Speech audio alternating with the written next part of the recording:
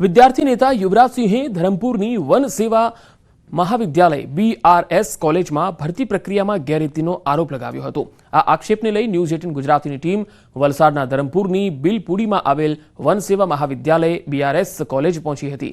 જો કે મીડિયાના આવવાની જાણ થતાં કોલેજનું કાર્યાલય બંધ જોવા મળ્યું।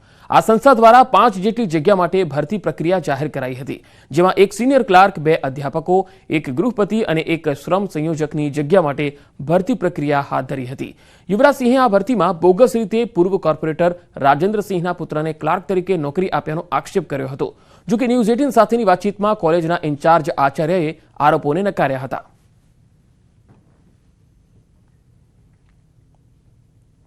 આ 5 સંવર્ગની જગ્યા માટે એક્ઝામનું આયોજન થયું હતું અને એક્ઝામ થયા બાદ એની આન્સર કી 25 તારીખ જાન્યુઆરી 2025ના રોજ મૂકવામાં આવી છે અને હજી સુધી એનું કોઈ પરિણામ જાહેર કરવામાં આવ્યું નથી। એની જવાબવહી મૂક્યા પછી વાંધા અરજીઓ માટે 7 દિવસનો સમય આપ્યો છે।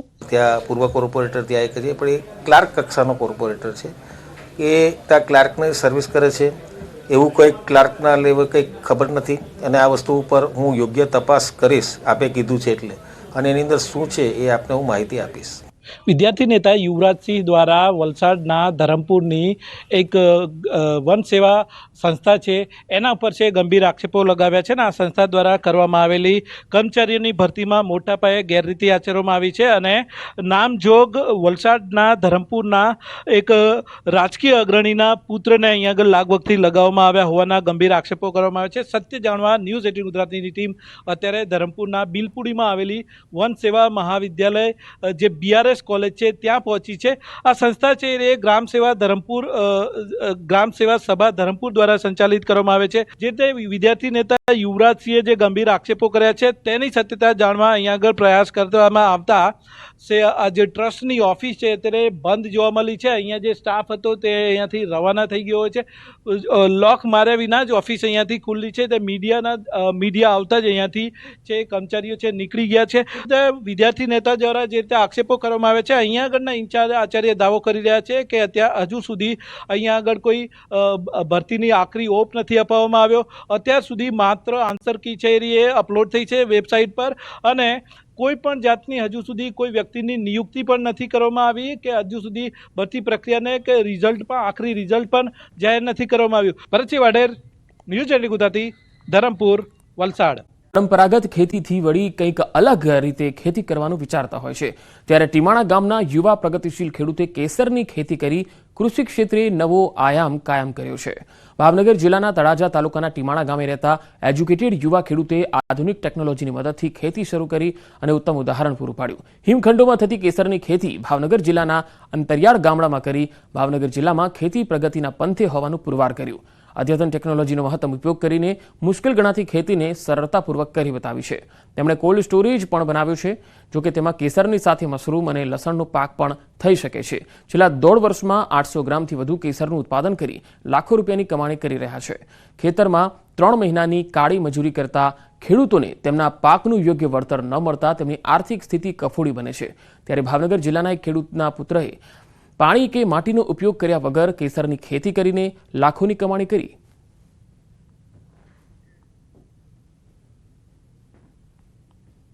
કેસરની ખેતી તેને એક બિઝનેસ ખેતી તરફ મને લાગ્યું, તો એ મેં કેસરની ખેતીનો ઓલું કર્યું ને આની અંદર મારે 1.5 વર્ષનો મારું ઓલું છે કે આની પાછળ મેં 1.5 વર્ષ બગાડ્યું, મહેનત કરી અને કાશ્મીર ગયો, કાશ્મીરથી બિયારણ લાવ્યો અને બિયારણ લાવીને રૂમમાં છે આખું સેટઅપ તૈયાર કર્યું, જેની અંદર મેં જુદી જુદી ટેકનોલોજીના મશીનનો ઉપયોગ કરેલો છે, જેને એરોપોનિક ટેકનોલોજી કહેવાય છે।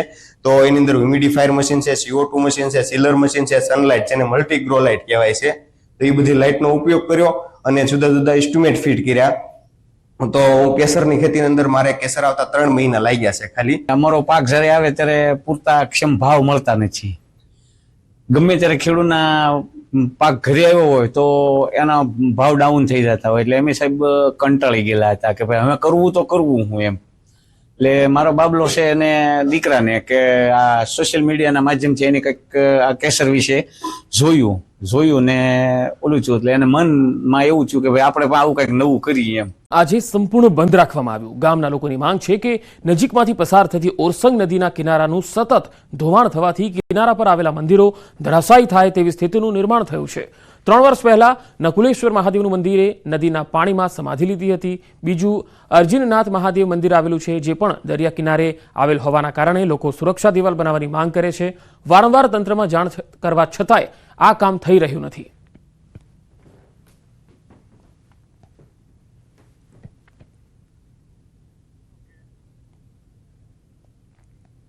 ગામમાં હાંડોદ રોડ ઉપર ઉચ્ચ નદીના પુલ પાસે નદી કિનારે અર્જુનનાથ મંદિર આવેલું છે.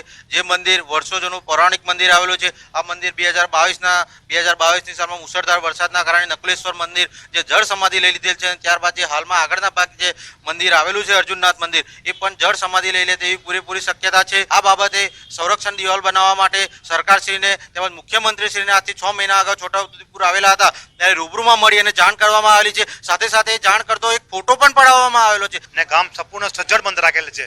અમે સર્વે ગામજનનો આભાર માને છે. અને બંધ રાખવાનું કારણ એ છે કે અમારા સંખેડા અર્જુનનાથ મહાદેવ મંદિર અને નકુલેશ્વર મહા મંદિર ઉચ્ચ નદી કિનારે આવેલા છે. નકુલેશ્વર મહા મંદિર 2 વર્ષ પહેલા ધોવાણ થઈને પાણીમાં ગરકાવ થઈ ગયું છે. અર્જુનનાથ મહાદેવ મંદિર બી ગમે ત્યારે ધોવાણમાં જતું રહે જેવું શક્યતા છે. તો અમે સરકાર પાસે વારેઘડી રજૂઆત કરી છે કે અમે સંરક્ષણ દિવાલ બનાવી આપે તો મંદિર અમારું બચી જાય. ગુજરાતમાં એમએલએ વિમલ ચુડાસમાને મોટી રાહત થઈ છે. 6 માસની સજા પર હાઈકોર્ટે સ્ટે આપ્યો છે. સજા પર સ્ટે મળતા ચોરવાડમાં ઉજવણી કરવામાં આવી. તેમણે કહ્યું છે કે મારી ઉપર ખોટી ફરિયાદ કરવામાં આવી હતી. મને ન્યાયતંત્ર પર પૂરતો ભરોસો છે.